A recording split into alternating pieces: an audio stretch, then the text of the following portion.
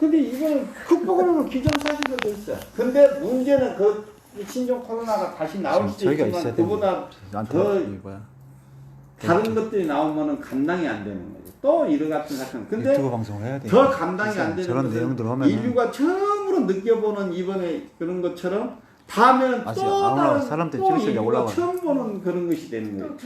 더 이런 독종을 만나게 되는 것이고 그러다가 인류는 한 4, 50년 뒤에는 멸종이 된다. 종이 없어져 본다. 아직 안 오네 사람들.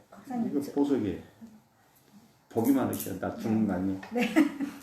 박사님 저는 어떤 게 궁금하냐면 이게 예전에 어떤 얘기를 들었냐면 이게 유기농이나 무농약 인증을 받을 때 이렇게 농사를 기껏 지어놨는데 이제 만약에 딸기를 농사를 짓는 분들 유기농 인증이나 무농약을 받으셨는데 이제 다시 이제 생산할 때가 돼서 잔류농약 검사를 했는데 원래 딸기 중에서 나올 수 없는 농약이 나온 거예요. 그게 뭐냐면 참외한테 치는 종류의 어떤 그게 나온다 뭐 이런 말씀들이 있더라고요. 나올 수가 없어요. 그러니까 이게 뭐냐면 그 유기농으로 하던 딸기밭 옆에 참외밭이 옆에 있어서 날아 들어가서 그런 일은 없어요. 없을까요? 네. 그러니까 제가 그거는 네네. 옹삭하면 변명이에요. 그래서 저는 뭐 이제 그래서 이렇게 유기농이나 무농약을 농사를 지을 때 이렇게 독립적으로 따로 되어 있는 떨어진 땅에 해야 된다. 그렇지 않나요? 그렇지는. 내가 볼 때는 이제 행정적으로 그렇게 할 수 있겠죠. 농민들도 저항을 하고 그렇게. 저는 농민들한테 그 말씀을 들어가지고 그래서 그거는 핑계일 뿐이에요. 만약에 자연 재배 방식으로 한다면 우리가 인증 방식을 어떤 방식으로 인증을 할 건지 거기에 대한 표준 그리고 이제 이렇게 해요. 네. 우리 자연재배 인증은 제일 중요한 게 농산물 품위, 즉 퀄리티가 그만큼 되느냐는 것이 제일 중요해요. 자연재배 특성이 있어요. 어떤 특성이 있냐면 잘 썩지 않는다. 그 다음에 이게 그 맛과 품위가 원천적으로 달라요. 제일 중요한 것은 우리가 토양이라든가 이런 거에서 오히려 다른 데는 우리 유기농 같은 일정 수준의 이상의 질소라든가 그 다음에 칼이라든가 인산들이 여러 가지 일정 수준 이상이 돼야 한다고 그 인증을 받기 위해서 토양 검증을 받은 비료 시방설, 처방 시방설을 줘요. 그래갖고 몇 킬로를 넣으시오, 몇 킬로 무슨 몇 킬로를 넣으시오 이렇게 돼 있는데 유기물 함량 얼마큼 되는데 우리는 그게 있으면 자연재배는 그게 있으면 이제 농사 망하는 거예요. 차가 정말 좋네. 그러니까 뭐냐면 일정 이상의 우리는 안 나와야 되는데 나오는 거 있다 그러면 뭔가를 넣었다는 이야기가 돼버리는 거고 그렇게 되면 농산물이 물러질 수밖에 썩을 수밖에 없는 것이죠. 그런 차원으로 가야 되는 것이고 실질적으로 그 자연재배 인증은 제일 중요한 게 어떤 것을 유지를 해야 되냐면 일정적으로 그 병에 넣어놓고 이게 썩는 거 안 썩는 거 테스트가 최 1번이 돼요. 그래서 일정 기간 동안 이렇게 나눴는데 예를 들자면 밥을 해놨는데 밥이 쉬어본다. 이건 있을 수 없는 이야기거든요. 쉬지가 않아야 돼요. 그리고 일정 시간 지나면 곰팡이가 핀다. 이거 있을 수가 없는 일이에요. 밥을 해서 병에다 딱 갖다 놨을 때. 그리고 최종적으로 어떠냐면은 하얀 곰팡이가 피고 그게 물러지면서 술이 돼버려요.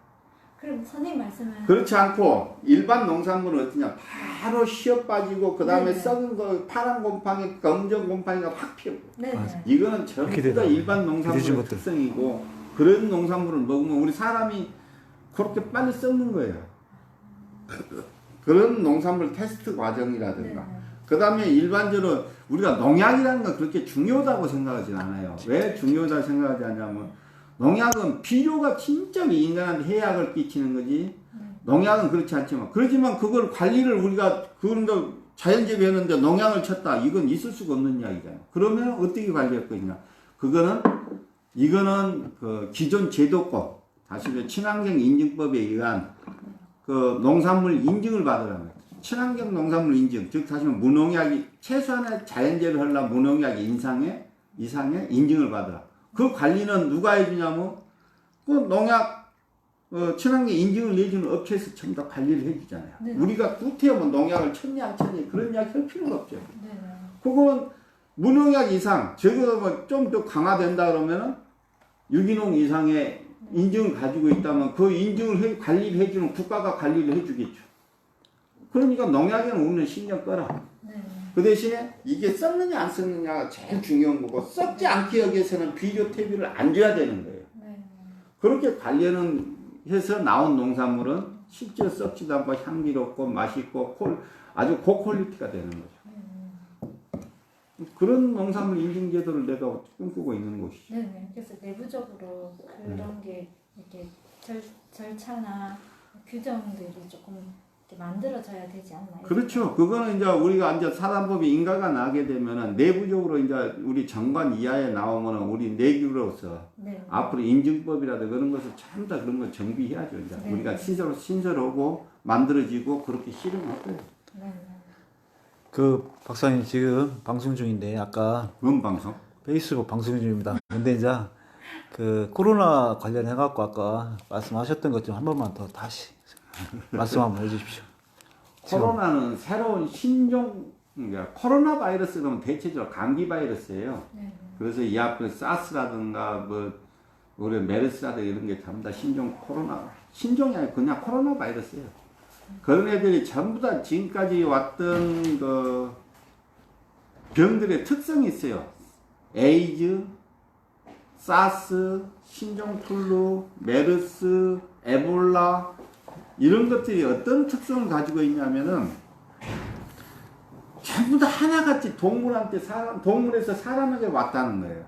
원래 사람에 있던 바이러스가 아니에요. 그리고 그 옛날에는 어쩌냐면 그런 바이러스가 옛날에도 존재 안 했냐면 했었어요. 근데 우리 사람이 그때는 면역력이 강하기 때문에 아무 상관없는 거예요. 지기는 지기고 우리는 우리로 살았었는데 희한하게도 사람의 면역력이 급격히 약해지기 시작합니다. 그게 어디서 시작됐냐면은 비료 퇴비로부터 시작된 거예요.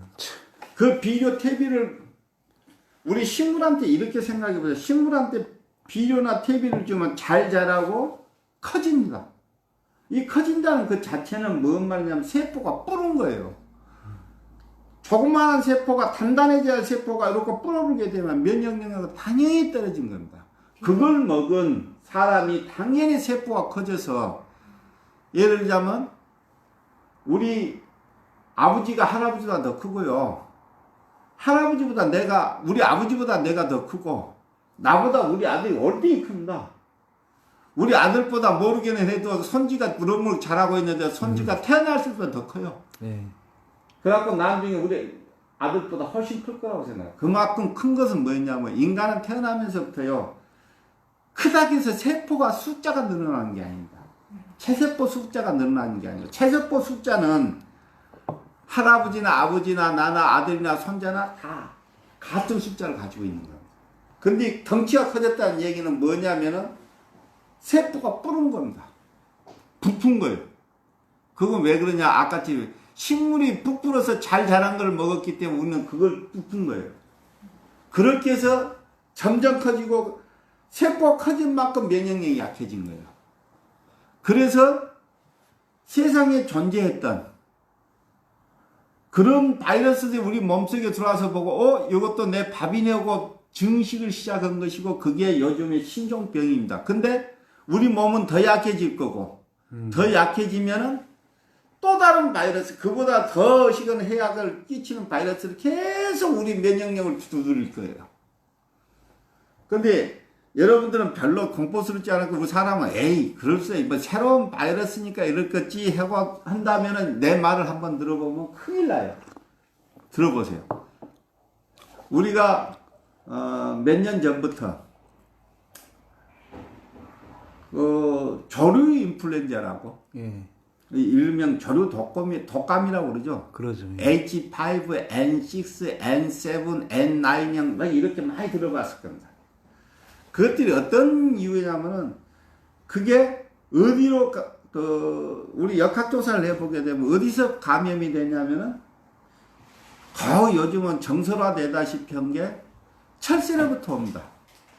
그래서 철새 분변을 통해서 이번에 NH5 N5-6형이 왔다든지 어쨌든 그런 식으로 꼭 역학조서가 되면 그 근방에 있는 닭들 도살하거나 그러다 방역조치를 강화합니다. 근데 희한하죠? 그 철새들이 가져왔습니다. 수많은 철새들이 거기에 걸렸을 텐데 죽은 사체가 거의 없습니다. 그게 희한하네. 그거 안 죽어요. 예. 왜 그러냐면 내가 독감종 걸렸다고 죽지 않잖아요. 맞아요.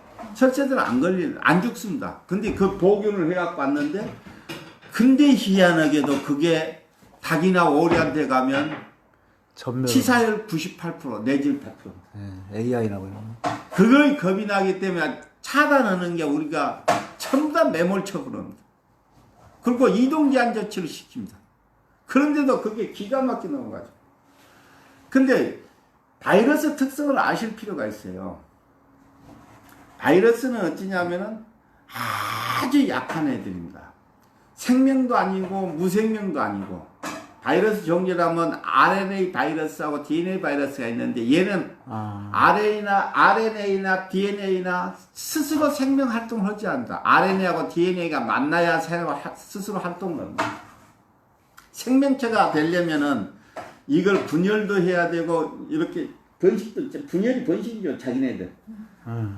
그게 하려고 그러면은 DNA 하나 갖고 아무 일도 할 수 없습니다.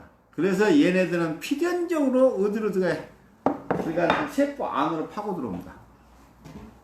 그리고 걔네들이 우리 몸속에 있는 DNA나 RNA를 이용해서 자기들 스스로 번식으로 거기 있는 세포 안에 있는 모든 에너지 물질을 다 사용을 합니다. 그래서 극도로 번식한 애들 다시 튀어나와서 그게 우리 숨을 쉬는 호흡기나 우리 침이나 이런 비말을 통해서 이렇게 다른 데로 옮겨가게 됩니다. 근데 바이러스는 일반 세균하고 다른 게 아주 특별한 다른 경우가 있어요. 뭐가 있냐면 밖으로만 나오면 스스로 움직일 수도 없고 먹이 활동할 수도 없고 번식할 수도 없습니다. 그냥 무생명체예요. 근데 그게 생명체로 되려고 그러면 세포 안으로 들어가야지만 돼요. 근데 세균은 어떤 거냐면은 세균은 스스로 번식할 수 있습니다. 세균 생명체는 안 들어가고, 그래서 습하고 어떤 영양물질 말씀 거기서 번성을 해 나가는 게 세균이고, 바이러스는 그거하고는 전혀 다른 겁니다. 근데 바이러스는 일반적으로 우리가 그 정상 상온에서 비말을 통해서는 어떤 거로 호흡기를 통해서 튀어나오게 되면은 3초 안에 사멸됩니다. 그거 왜 그러냐면은 보통 상온에서 이게 바이러스가 가지고 있는 압력이 있기 때문에 터져 죽어요. 바로 터져 죽습니다. 그래서 에이즈나 우리가 문둥병이라고 그래야죠. 제가 그걸 갖다 뭐라고 그래요? 그런 것들이 한센병이라고 해요. 그게 우리가 같이 마주보고 있다 해서 그 감염이 안 되는 이유입니다.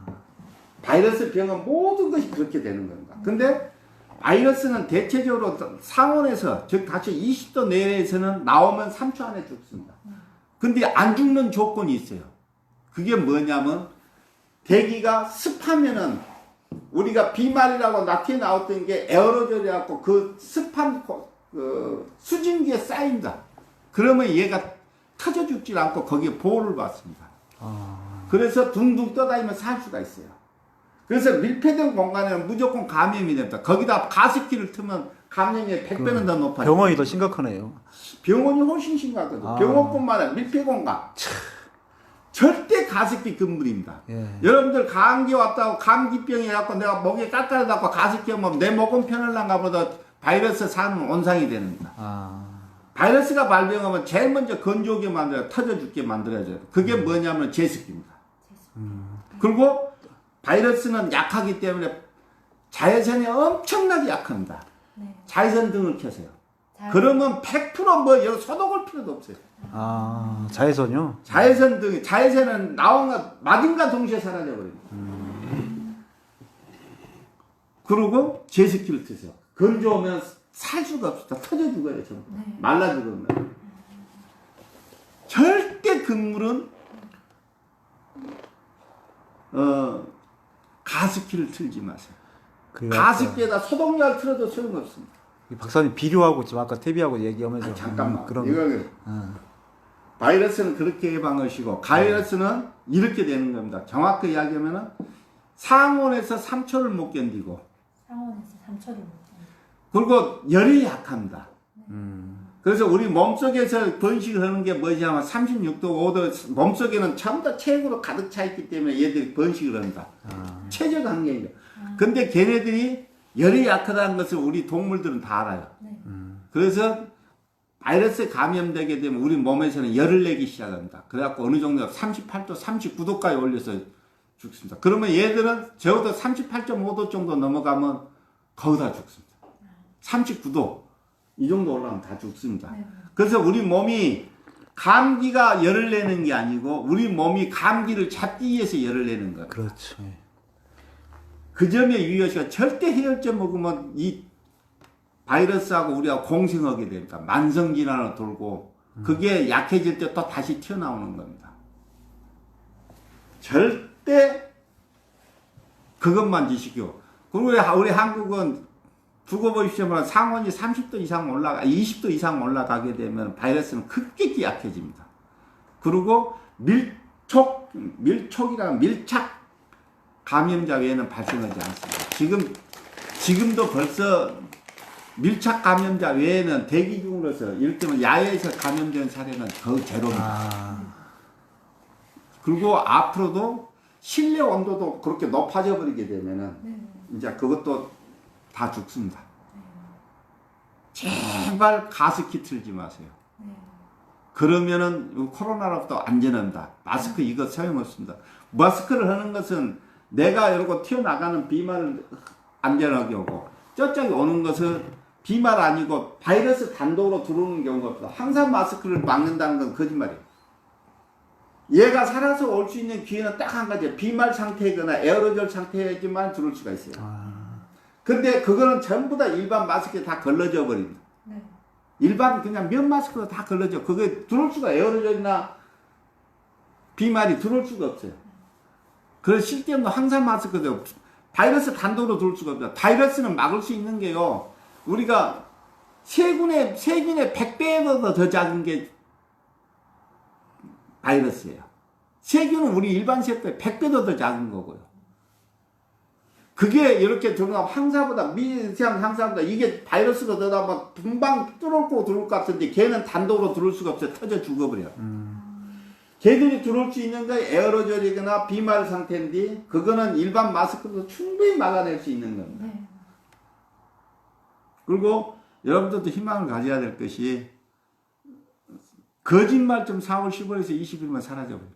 선거 끝나면 사라지겠네. 네. 그리고 유럽발은 조금 우리보다 한 달 정도 더 늦을 거라고. 예.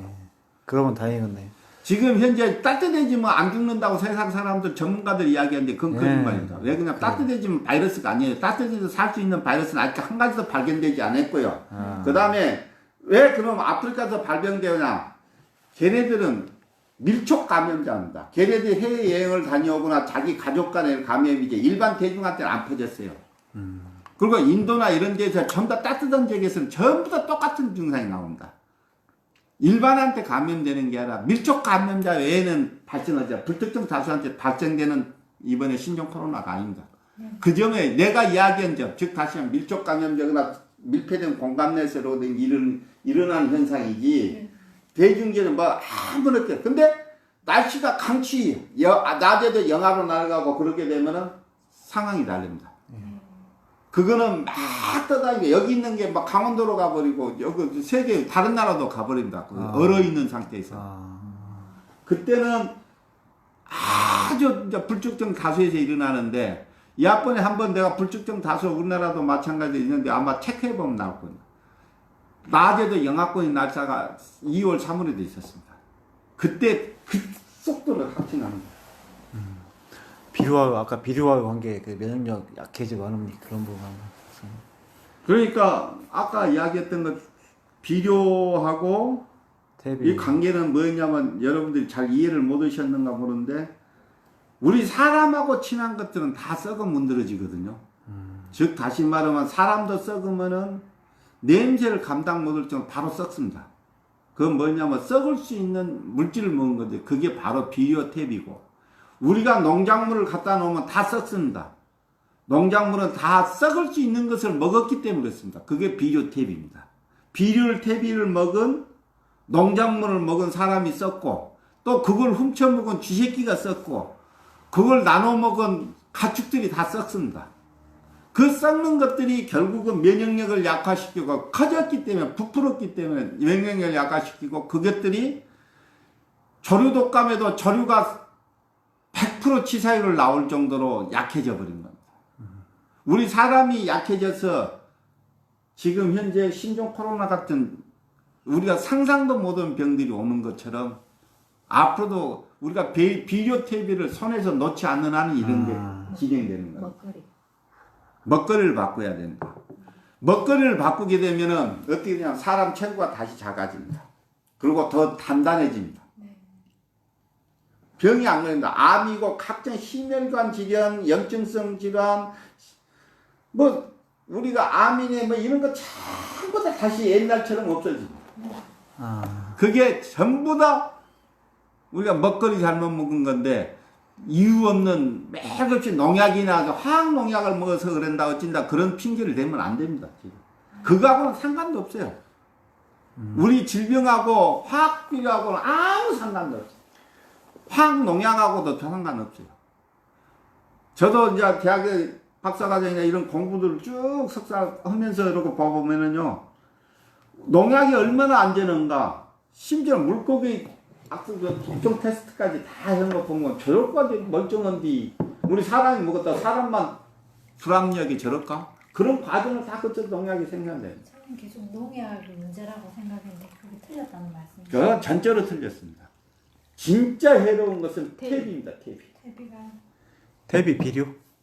퇴비. 진짜 나쁜 건 퇴비. 그 다음 두 번째 비료. 선생님, 일반인들은 그 퇴비가 어떻게 만들어지는지. 그래서 제 말을 믿은 사람은 살 것이고 안 믿는 사람은 죽을 것이고. 근데 퇴비가 어떻게 만들어지는지. 퇴비는 일반적으로 뭐냐면 정확하게 하면은 제가 알기로는 정확히 보면 한문으로 쓰면 물러날 퇴, 비료비 이렇게 쓰는 걸로 알고 있는데 모르겠어요. 정확히 내가 다시 확인해 봐야 되는데. 네, 다음에.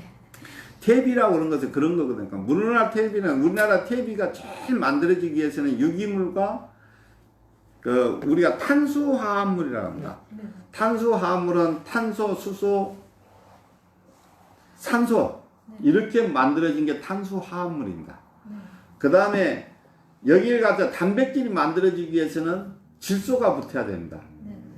그래서 일반적으로 우리가 볏짚이라든가 왕래라든가 뭐 이런 것들을 만들 때는 뭐였냐면 전부 다 탄수화물입니다. 질소는 그거 안 되는. 그 질소 요온으로 뭘 쓰냐면은 질소 대신에 쓰는 게 굽이라고 그럽니다.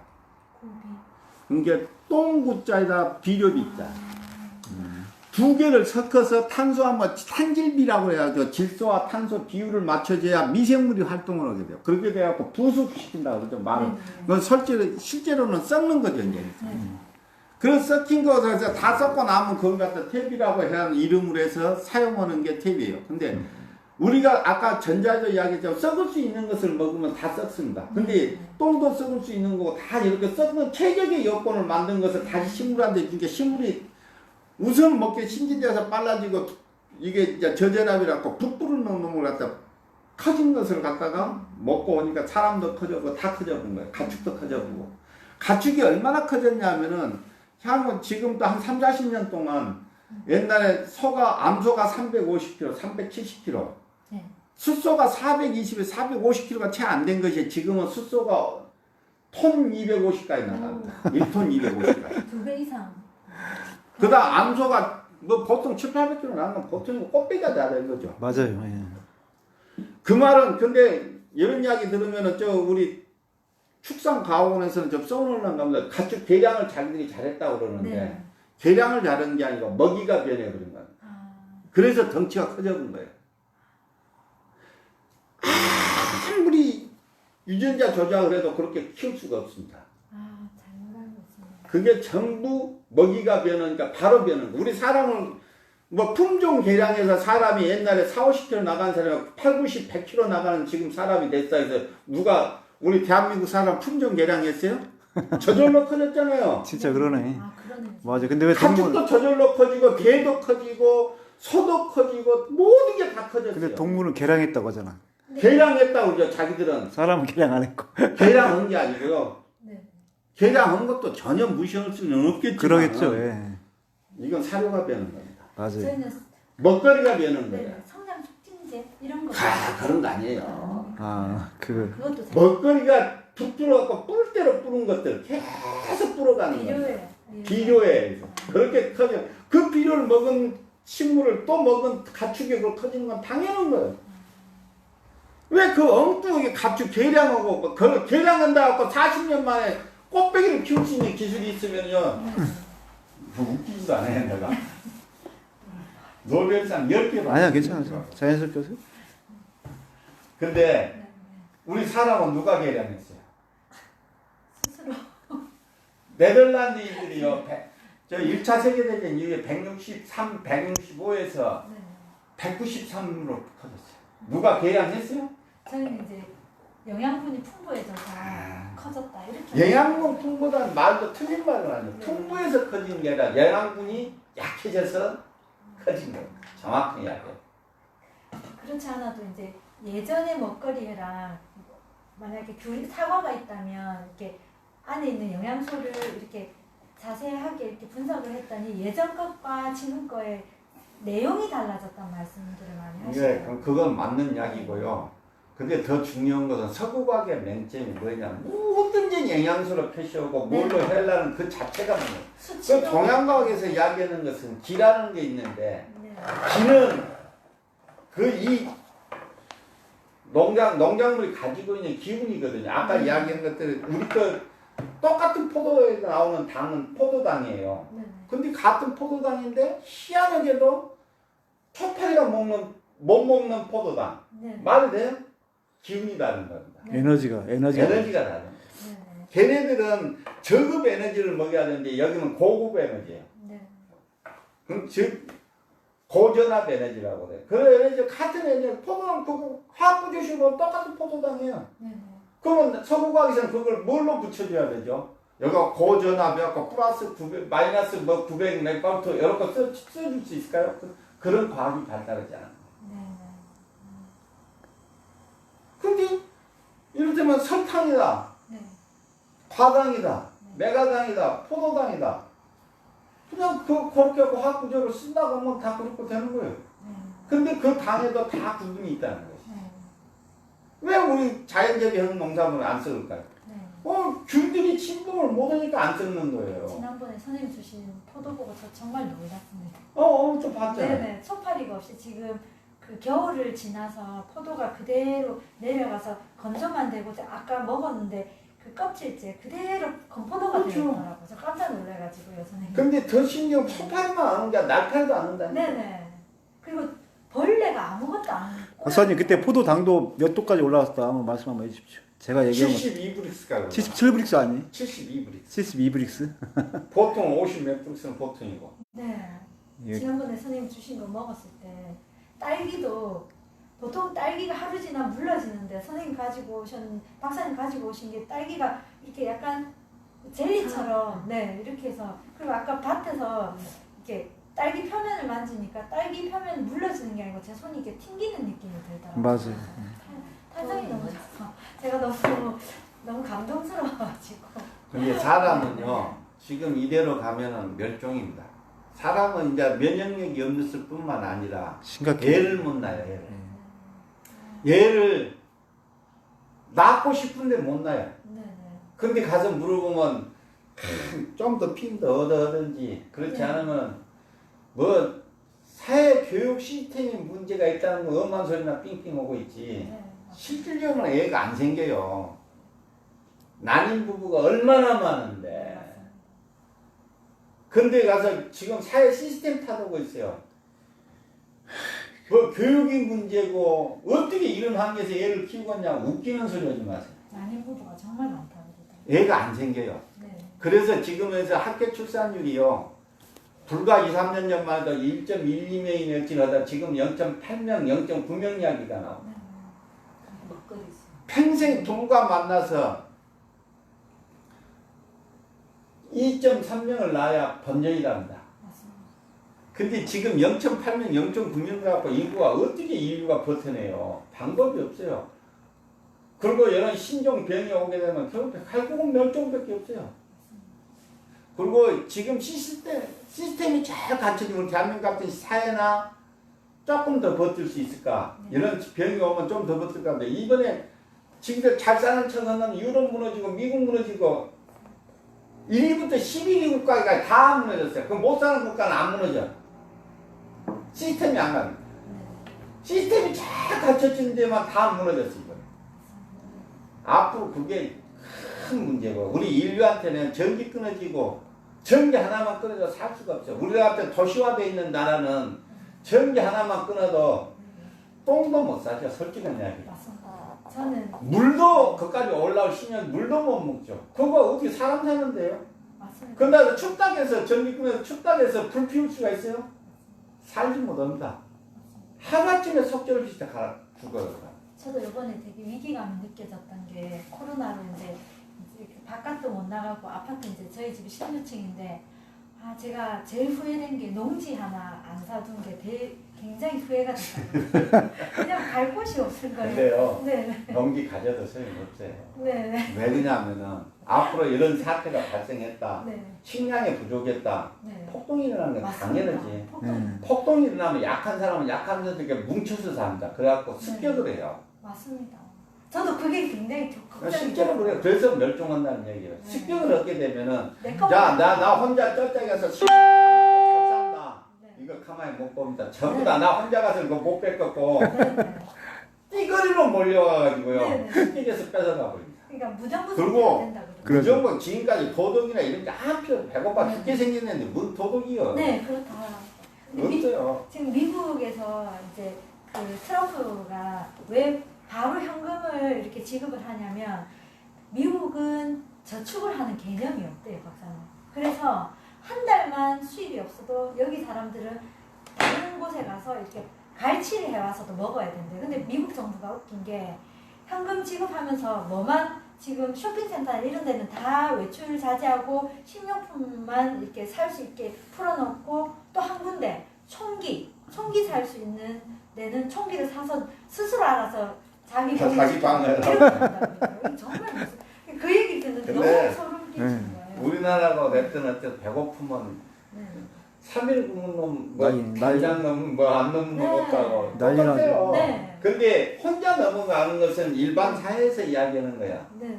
그거 나 혼자 모르게 갖다 먹는 놈들이고 네네. 근데 이제 이렇게 되면은 띠거리로 몰려대. 네네. 그렇다.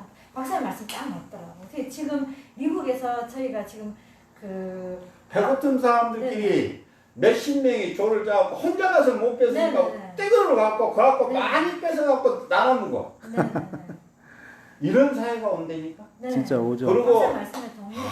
아주 우울한 내 추측이 맞는다면 진짜 불행한 건데 인류는 지금까지 쭉 성장세를 거듭했는데 최고 정점을 2019년 찍고 앞으로는 올라갈 기미가 거의 안 보일 거예요. 맞아요. 작년에가 최고 잘 살았던 회복기의 것입니다. 네. 앞으로는 이거에 회복되는데 이런 불안감 때문에 쉽게 회복도 안 되고 네네. 그래서 경제 성장률은 이걸 작년에 걸 정점으로 해서 모든 세계가 다 하한점이죠. 마이너스입니다. 마이너스 찍은데 그것도 우리가 바라는 것은 천천히 내려가기만 바라야 되고 네. 그리고 이렇게 좀 했을 만 때 이보다 더 큰 놈이 또 와. 네. 아까 이야기했잖아요. 네. 사스하고는 점점 일어난 빈도수가 높아야 되는데 네. 또 시하는 건 강도는 점점 더 높아져. 네. 그건 왜 그러냐. 내 몸의 면역력이 그만큼 떨어지기 때문에 더 견디는 힘이 없기 때문에 강도는 상대적으로 높게 느끼는 거죠. 맞습니다. 그리고 네네. 3년, 4년 걸리던 게 2년, 1년 이렇게 거의 동시 다발을 나중에 몇 개씩 와버려요. 네네. 그리고 세계 경제가 회복을 기미를 찾을 수도 없고 인류는 얼마나 희한한 존재냐면은 엄청난 그 과학을 개각을 올리고 뭐 어쩌고저쩌고 했는데 뭐 여기 앉아서 화성도 가고 뭐 우리 태양계 밖까지 날아가고 이렇게 하는데요. 실제로 거기 가서 만약에 사람이 있었다면 지구에서 식량을 가지고 가지 않으면 살 수 있는 방법이 없죠. 즉 다시 말하면 인위적으로 우리가 스타치라고 하거든요. 네. 그냥 구체적으로 이야기하면 녹말 단 1g도 생산하는 기술을 아직도 확보를 못했어요. 인류는 인공적으로 식량을 생산할 수 있는 기술 단 0.1g도 생산하는 기술을 가지고 있지 못해요.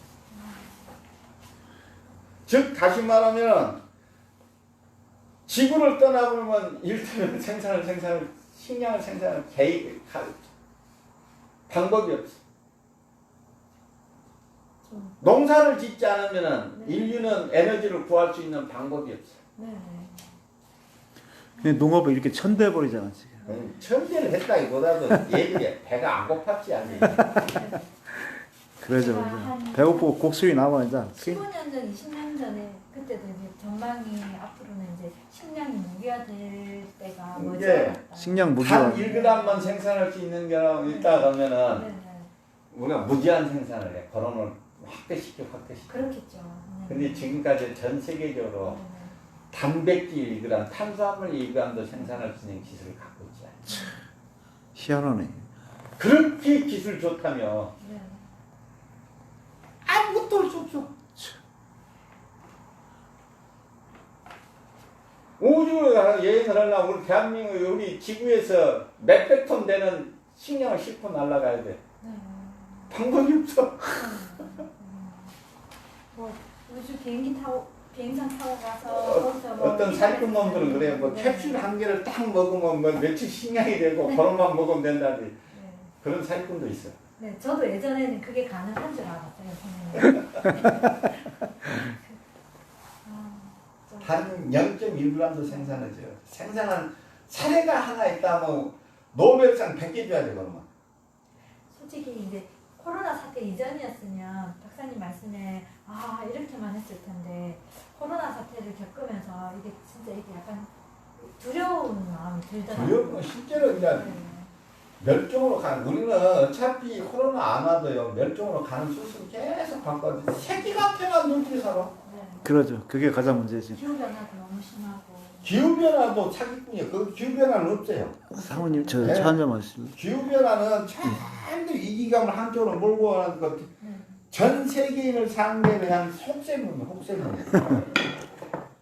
그 이산화탄소는 진짜 내가 이산화탄소다 그러면 땅을 치고 통보고 앉아서 절대 내가 한수 인류한테 단 1g의 탄소도 안 줄 것 같아. 에너지는 어떻게 구성이냐? 탄소, 산소, 수소예요. 네. 단백질은 질소는 에너지가 아니야. 네. CHO. 네. 근데요, 이산화탄소를 맹수라 그러네. 네. 보통 그렇게 저도 알고 있어요. 살균들이 있대요. 왕살균. 왜 살균인가 들어보세요. 네. 이산화탄소는 공기 중에서 질량이 제일 큽니다. 네. 탄소는 그래서 항상 밑바닥에 깔려요. 네. 네. 혹시 탄소가 몇 프로인지 아세요? 잘, 공기 중에? 잘 모르겠는데요. 그럴 때 사람들이 무심해. 네. 그 함량을 들으면 깜짝 놀랄 거예요. 네. 0.034%. 그렇게 적어요? 그거밖에 야. 이걸 갖다가 수치로 표시하면은 그냥 0.034% 이렇게 하면 자 생각해 340 ppm. ppm은 100만 분지 1이. 그래도 아직 감이 잘 모르니까 어리는구나. 그 전혀 개념이 없어. 수치에 대해서. 340 ppm. 그러니까 그걸 갖다 보면 1%만 해도 100개 중에 한 개잖아요. 네네. 0.1%면 1000개 중에 한 개야. 네네. 0.0 이러고 나면 10,000개 중에 한 개야. 네네. 공기가 10,000개가 있는데 네네. 만개 중에 하나니까. 예, 진짜 어렵거든요. 적은 양이죠. 네네. 그걸 온실가스라고 해요. 그거. 네네네. 온실이 되려면 우리가 제일 상층부에서 딱 덮고가고 복사회를 반사시켜서 네. 온실을 지구를 과열시키는 거예요. 네. 이를테면. 네. 그러면 자 계산해 보세요. 0.034%가 네. 지금부터 대기권어가 80에서 100km 정도 되려고. 네네네. 100km라고 칩시다. 네. 100km 상층으로 올라가. 네. 그럼 면적은 몇 배로 늘어난지 아십니까? 지구보다? 그러면 양이 상당해야 된다는 말씀이시죠? 아니 그 양을 갖고 올라가면은 네네. 아마 측정 불가능하고. 그러니까요. 그러면 그게 어떻게 이렇게 복사를 해서 네. 지구를 그러네요. 온난화를 시켜? 아, 그러네요. 선생님. 그 생각을 못했네. 그냥 계속 온난화 시킨데 거기만 공포심만 가지고. 자, 막연하게 그다음에 가지고. 네. 0.034%가 만약에 0.34%가 매일 우리가 화석 연료를 사용해갖고 증가를 한다고 하면 기상캐스터는 날마다 나와갖고 오늘은 0.34에서 0.35로 늘었습니다. 중계방송 올 거야 아침마다. 그 미세먼지 중계방송 어떻게? 네네네 맞네요. 한 번이라도 그런 소리 들어봤어요? 아니요 그 생각도 못했습니다. 그냥. 안 하죠? 네네. 왜 그러냐? 변화가 없기 때문에. 그래서 항상 0.34 안에서 그 다음 우리가 340에서 400, 최고 420ppm가 올라간다. 그 일시적. 그래봐야 0.04%. 선생님 저 바보 같아요. 자, 그 다음에 자 질량의 법칙에 의해서 네네. 무거운 것은 아래 깔리고 질방이 가벼운 것은 위로 뜨는 거죠. 네. 수소나 헬륨이 제일 위에 뜨겠죠. 네네. 근데 내가 아는 뉴턴의 법칙하면 물구나무가 물구나무 쓰지 않으면은 네네. 가장 질량이 무거운 탄소가 네네. 어떻게 상층에 올라가? 아. 그것도 이해가 올라갈 수 있어? 이해가 안 가네. 있냐고요? 한 번도 이렇게 선생님 말씀하신 것처럼 생각해 보려고도 안 해봐서. 그러니까 네. 제일 무거운 애가 어떻게 올라가? 산소도 제발 1000m만 올라가면 그 우리 인간은 생존 불가한 네. 희박한 상태가 돼요. 도저히 가벼워 산소가. 근데 이 무거운 탄소가 거기 올라왔어. 그래서 그런 이유로 해발 4,5,000m만 올라가면 네. 모든 동식물이 생존하지 못해요. 네네. 왜 그런지 아세요? 탄소가 없는 거야. 아. 산소가 없는 게 아니고 탄소가. 탄소가 없으면 식물이 일제히 자랄 수가 없어. 아, 그 식물을 먹고 살거나 그걸 이용하는 동물이 살 수가 없어. 그러네요. 그래서 고가 한 4,5,000m만 올라가면 그냥 아무것도 생명체가 존재하지 않는 것이다. 근데 사람들은 혹장이 추워서 그런다고 생각하거든. 네. 그러면 제일 추운 북극이나 남극에는 생명체가 존재 안 해요. 그죠? 네네. 근데 생명체가 존재. 그러네요. 이끼라도 존재. 그러네 박사님. 그 천천히 사기를 치는 거예요. 그 다음에 더 중요한 것은 화석 연료가 열을 내. 태우면 열 나잖아. 네. 그렇게 지구가 더워진다고 생각하지? 질량의 법칙이라는 게 있어요. 질량. 네네. 질량의 불변의 법칙. 네. 즉 하면 이산화탄소가 O2라는 산소 두 개가 합해진 거예요. 네네. 그 질량을 이걸 갖다 딱 깨는데 일정 에너지를 투입을 해야 돼. 깨져. 네. 그래서 그 에너지를 딱 탄소가 각자의 탄소 구조를 가지고 탄소 화합물을 만들어서 딱 보관을 해. 네. 이 지구상에 있죠. 태양으로부터 열이 날라와. 빛이 날라와. 네. 그러면 거기는 빨주노초, 파남보, 적외선, 자외선까지 다 갖고 오는 거야. 그러면 뜨거워지는 것들을 제일 먼저 갖고 빨간색은 뜨거워진 쪽이야. 네. 자외선은 막 깨뜨리는 애들이고 네. 쫙 날라와. 지구에는 닿는 것마다 다 열이 나. 네. 다 뜨거워져. 네. 공기가 닿아도 뜨거워지고 딱 차가워지는 물질 딱 한 개가 있어. 그게 뭐냐면 이산화탄소. 그 냉각시키는 물질이야. 네. 이산화탄소를 딱 만나 식물체에는 크로로필이라는 엽록체가 있는데 네. 크로로필을 딱 만나서 뭐냐면 탄소하고 산소하고 쪼개. 그때 에너지를 빛의 에너지를 갖다 잡아서 탄소 쪽에 저장하고 산소는 버려버려. 버리는 거예요 그냥. 그래서 산소를 생산한다고 그래. 그리고 그 열을 에너지를 전부 어떻게 되냐면 우리가 차가운 냄새 냉각시키는 물질로 딱 변해서 탄소로 딱 저장을 해요. 아닌데? 써야겠죠. 어마무시하죠 어마무시. 그 열량이 이후 헤아릴 수 없을 만큼의 엄청난 에너지를 잡아주고 있어요. 그래서 이산화탄소가 있어야지만 지구를 냉각시키는데 네. 우리가 막 열로 발산한 것만큼 여러분을 갖다 열을 발산한 만큼 그만큼 열을 냉각을 시켜서 항상 제로섬 게임이 돼요. 우리가 태운 만큼 냉각이 되는 거야. 그만큼의 저장이 되고. 이거는 뭐 이거는 뭐 학자 아니라도 누구도 계산할 수 있는 양이야. 그러니까 항상 재래서 그러면 왜 0.34%냐? 희한하게도 식물을 내가 깊이를 이야기하면 복잡해지니까 놔두고 보면 이렇게 간단해. 여기서 이야기하려면 C4식물, C3식물 막 이거 나눠주고 오는데 복잡하게 이야기해요. 간단히 이야기하면은 우리가 이산화탄소를 생산한 만큼 건업을 이용해서 열을 다 잡아버려.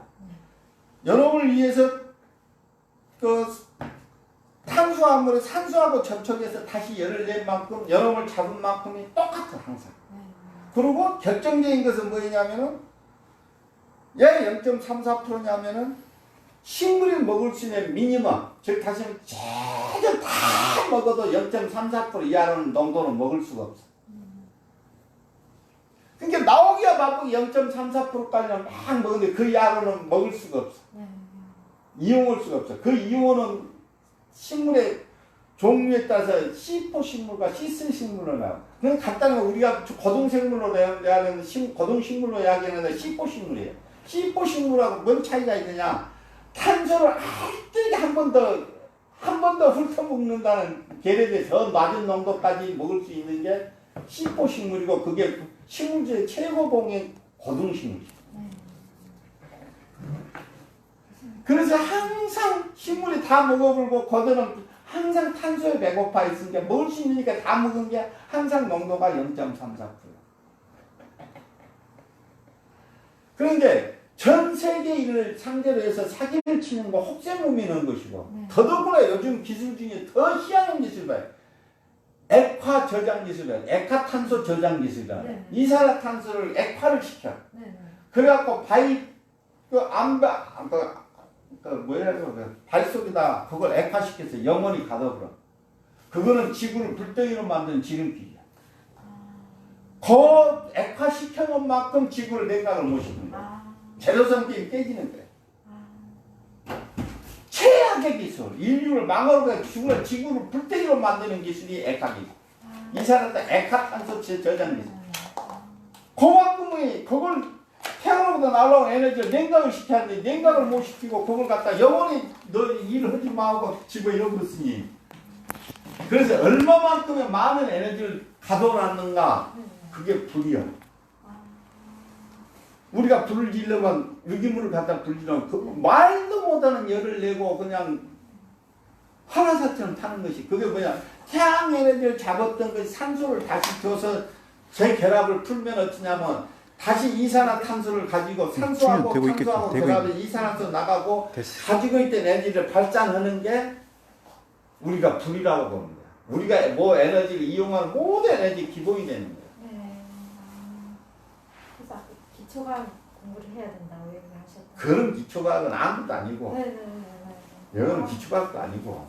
공부를. 이거를 학자는 이걸 모르겠어? 애지간 학자는 이 정도 말은 다 알아듣겠지. 그리고 여기 전공한 사람들은 다 당연히 그런 거 알겠죠. 근데 왜 그 사람들은 침을 보고 있어? 공부를 안 해, 몰라서 미련해서 그럴까? 아니, 그 사람들 진짜 몰라서 아무것도 안 하고 있을까? 그냥 이게 주목받는 게 싫어서 그럴까요? 아니요. 다 거기서 다 음모가 있어. 왜 나같이 나 정도도 모를까? 지 전공하면 더 잘할 텐데. 특히 기후학원 사람들 더 잘하지. 지금도 추워져도 온난화, 더워져도 온난화, 다 사기꾼 대표적인. 다 사기꾼이 어떻게 더워져도 그러고 추워져도 온난화요? 박사님 자주 뵈면서 말씀을 많이 들어야 될 것 같아요. 다 사기꾼들 사기꾼. 그리고 자기 아끼는밖에 생각 안 하고 남 일은 생각도 안 하죠. 네, 그런 것 같아요. 내가 거짓말 한다니까. 오늘 말씀 감사합니다. 더 확신을 가지게 되고 자연재배에 대해서. 그래서 이런 것들을 이학교에서 논란이 세계적으로 온난화에 대해서 논란이 있었어요. 온난화가 어떻게 된 건가 도대체 그 긴 이야기가 기후의 이야기가 쫙 해드릴게요. 속 시원하게 해드릴게요. 네, 이만큼만 해주셔도 되게. 저 세계적으로 옛날 기구를 예측하는 것이 뭐냐면 빙하를 이렇게 몇만 년, 몇십만 년 된 빙하를 이렇게 시기를 시추를 해요. 네네. 그래갖고 빙하를 쫙 빼내. 그 연대별로 빙하가 언제 형성됐고 네네. 거기에 있는 함량들을 전부 다 꽃가루가 어째서 이산화탄소 함량이 얼마큼 전부 측정을 한다. 네네. 근데 이게 지구 온난화가 이산화탄소가 범위라고 볼 때가 있었어요. 네네. 그게 몇만 년 전에 네네. 어쩌면 지구가 평균 온도가 한 3 내지 4도가 올라가 버렸는데 그때 보니까 이산화탄소 함량이 몽땅 높은 거예요. 네네. 이게 도대체 여기 이산화탄소 함량이 높으면 지구가 이렇게 뜨거워지는구나. 이렇게 추측을 했고 그때 당시 엘고 미국 그 부통령 하던 놈이 그러므로 미국 노벨상 후보까지 올랐대. 노벨상 못 탔을 거 아니야. 이건 아까 그 박사님 계시던 그 네. 농장에서 그 자연재배 하는 거죠. 그렇죠. 네. 근데 그건 나중에 이제 우리 집 댕기면 맨날 먹고. 네네. 아니 왜냐면 이 야채수를 먹는 것만 해도 몸이 좋아지시는 분들 당연히 많이 뵀는데 우리 더 좋아지. 네 자연재배를 하는 거니 아까 그 야채 기운이 먹을 달라. 때 이렇게 보통 사람들이 그 야채를 먹었을 때 뭐 약간 꾸신 맛이 난다든지 이런데 저는 박사님 야채 먹었을 때 약간 이렇게 좀 쏘는 느낌이라고 해야 할까요? 강해. 네 그런 느낌들이 입안 가득. 저기 박재현 회장님 여기 네. 지금 한라봉 한번 자연재배 한번 맛보시고 제가 한번 여기 아까 먹었는데 하라고 만들고 이건 천혜야. 천혜야 한번 이렇게 보시고 여기 시청자도 있는데 봐봐요. 한번 말씀 한번 해줘보세요. 잠깐만. 네, 저 사실 껍질째 드셔도 되고. 저는 사실은 이제 박사님하고 이제 박 선생님 알기 전에는 유기농을 이제 저는 하루 하나 정도는 꼭 껍질을 같이 먹었었거든요. 이게 그럴 필요도 없죠. 왜냐하면 감귤 종류 이 껍질에는 이게 혈관에 좋은 성분들이 많다고 그래서 저는 좀 먹고 있었거든요, 박사님. 오늘 한번 드셔보세요. 한번 드셔보세요. 야, 그거까지 먹지 말고. 맛이 어때요? 자연재배. 평가 한번 해주십시오. 향이 여러 가지. 향이 여러 가지. 네.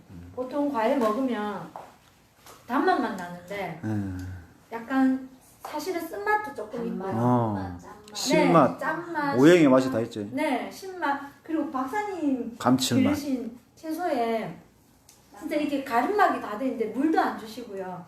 짠맛이 있어요.